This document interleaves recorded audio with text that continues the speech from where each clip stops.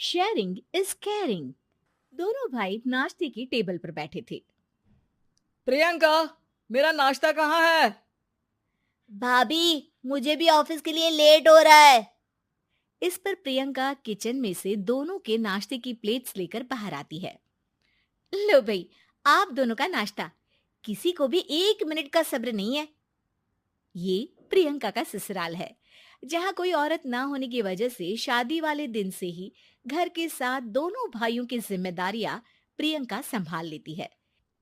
दोनों भाई शांति से नाश्ता कर रहे होते हैं कि अंकुश अपने भाई की प्लेट से पराठे का एक टुकड़ा उठा लेता है।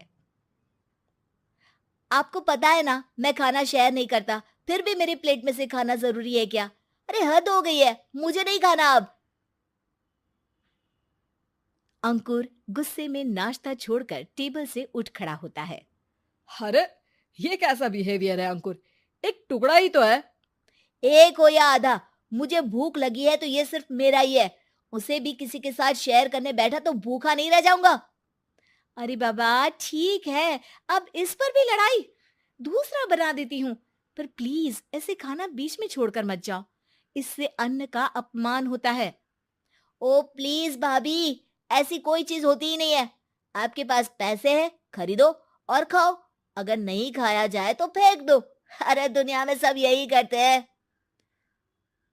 अंकुर बैग उठाकर ऑफिस के लिए चला जाता है, जिसके पीछे उसका बड़ा भाई मायूस सा घर में खड़ा रह जाता है। जिसने बचपन से सोने की चम्मच में खाया हो, उसे दुनिया के बारे में क्या पता होगा। वैसे गलती तो हमारी ही है।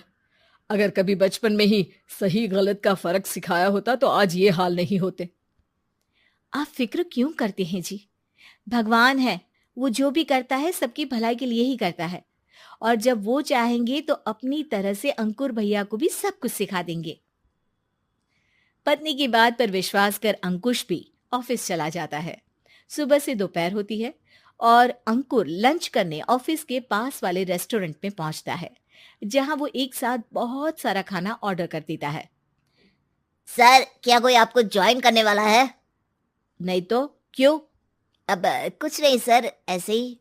वेटर चला जाता है और कुछ देर में अंकुर का ऑर्डर लेकर वापस आता है, जिस पर अंकुर सब डिशेस में से थोड़ा थोड़ा खाकर बाकी ऐसे ही छोड़कर बिल देकर चला जाता है।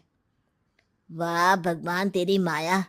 कहीं कोई एक एक टुकड़े के लिए तरसता रहता है और ये 5 लोगों का खाना ऑर्डर करके एक का भी पूरा नहीं खाते। पैसे वालों की माया। वेटर टेबल साफ कर बचा हुआ सारा खाना लेकर रेस्टोरेंट के पीछे घूम रहे बच्चों के पास पहुंच जाता है, जिसे देख बच्चों के चेहरे खिल उठते हैं। वाह, आज इतना सारा खाना आया। थैंक यू भैया। भगवान आपको खाने की फैक्ट्री बना दे। अगर ये फैक्ट्री मेरी होती तो तुम लोगों को कभी किसी का झूठा बचा हुआ खाना नहीं खाना पड़ता। चलो तुम लोग खाओ, पर ध्यान रखो किसी को पता ना चले, नहीं तो मेरी नौकरी चली जाएगी। इसी के साथ दिन बीतता है और रात को दोनों भाई एक साथ घर पहुंचते हैं। कुछ देर में सब डिनर करने बैठते हैं, जहां अंकुश अंकुर को समझाने की कोशिश करता है।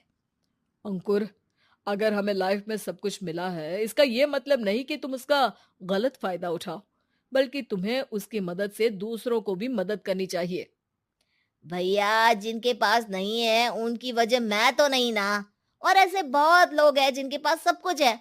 इसलिए अगर मैं एक इंसान कुछ नहीं करूंगा तो कोई फर्क नहीं पड़ने वाला।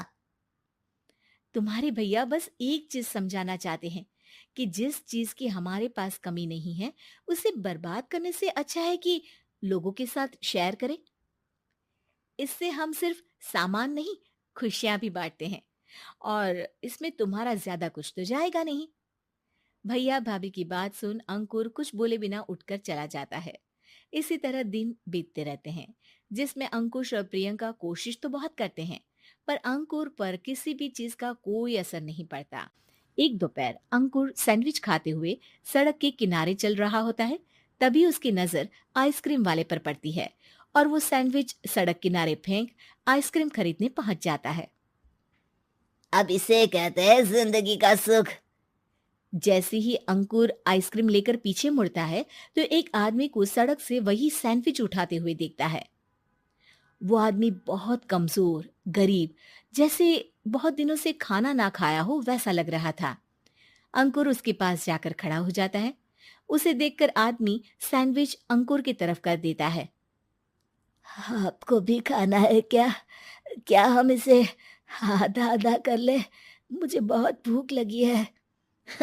वो मेरा ही झूठा सैंडविच है। तुम दूसरा खरीद कर क्यों नहीं खा लेते? इसे क्यों खा रहे हो? अरे भैया, अगर खरीदने के पैसे होते तो 4 दिन से भूखा नहीं घूम रहा होता। हैं? क्या? तुमने 4 दिन से कुछ नहीं खाया, फिर भी इस आधे सैंडविच को मेरे साथ बांटने के लिए तैयार हो गए? क्यों?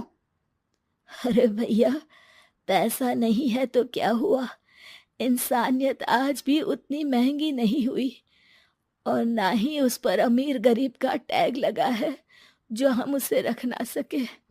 पर अफसोस, आजकल लोगों के अंदर पोषण, खून या विटामिन से ज्यादा इंसानियत की कमी होने लगी है। आदमी की बातों से अंकुर को समझ में आ जाता है कि वो आज तक कितना गलत काम करता आ रहा था। इसके बाद से वो अपनी किसी के साथ शेयर नहीं करने और खाने को बर्बाद करने वाली आदत को छोड़ देता है।